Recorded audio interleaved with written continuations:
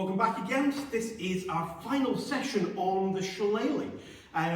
Everything we've looked at so far covers a lot of the basic techniques.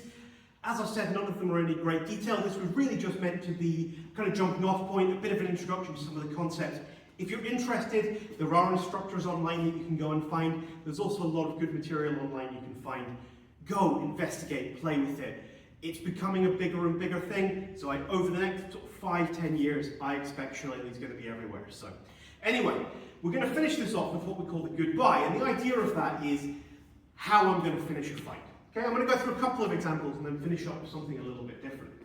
So, if we go back a few weeks to when we were talking about our prime example of how we want shillelagh to go, I want to strike. Be parried, charge in, I get my hello, they grab the stick again, no, their stick, I get the hug, boom. From there I might be looking to get underneath and I get the, stirring the cauldron. From there, if I leave you there for a second, the goodbye comes at this point, yeah? And I quite often have the choice. I can say a goodbye by bringing the cane into the side of the head here. That is a very terminal goodbye. That is ending his life. The other option I might have is from there, I could take the elbow, I could take the knee, I could leave him crippled or in a lot of pain.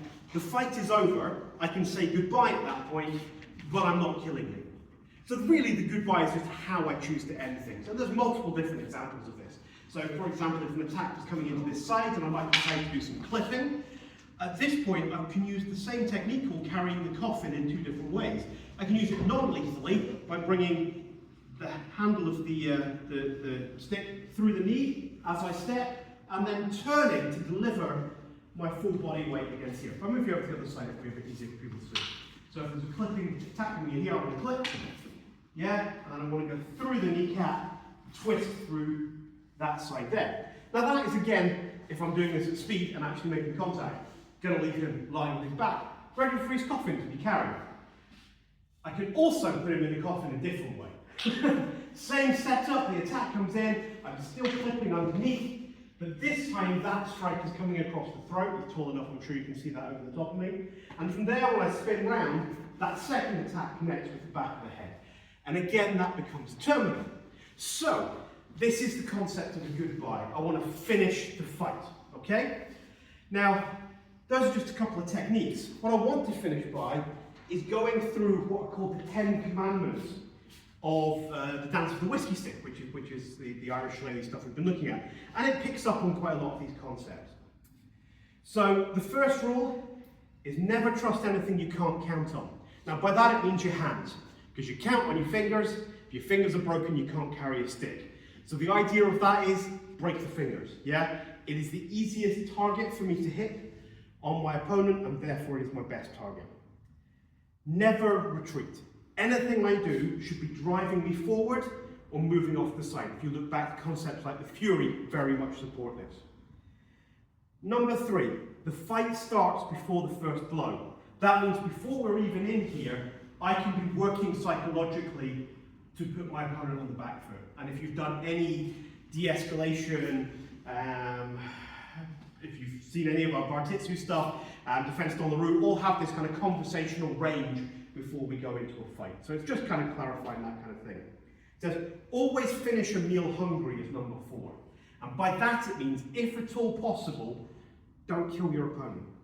Yeah? Now, there's 2 reasons for this. 1, if you kill them, that's murder, which is a whole load worse than assault. But also, if you kill them, who's going to go and tell everybody how awesome you are that you beat them up? Yeah? You've got to leave them alive to spread your tail and raise your glory. 5, for every blow you receive, return 2. Well, we've seen this is a very aggressive way of fighting, and the Fury fits in with that again. Number 6, always go for the biggest target and make an example of them. Again, that comes up in many martial arts. If I am in a group situation, if I can take down their big, heavy hitter first off, I have much more chance that the fight is then going to break up, rather than if I take on the littlest guy first, the big guy is still going to carry on with some fighting. 7, always tell of your one fear. Now that is, the one fear is that you're going to go home a murderer. And that means if I plan to kill my opponent, I tell him that right at the beginning. Yeah? I don't sneakily throw it on him halfway through the fight. So very much, I always want to leave a meal hungry, but if I don't plan to do that, I kind of have to say it at the beginning. Number 8, never accept a draw. It is better to lose than to have a draw. Tales of renown and glory need winners. Yeah, it needs to be clear who came out on top, who lost. Okay, number 9, announce your heritage. And again, this kind of ties in with the glory and family honour. You announce who you are at the start of a fight, and therefore everybody knows who was actually involved.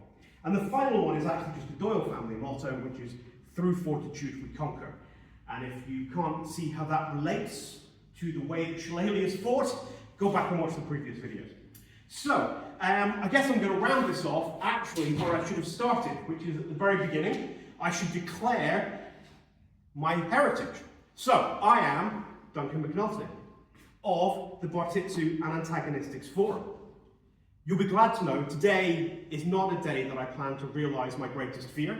Instead, my aim is to try and educate and spread a little fun about this particular brand of recreational violence.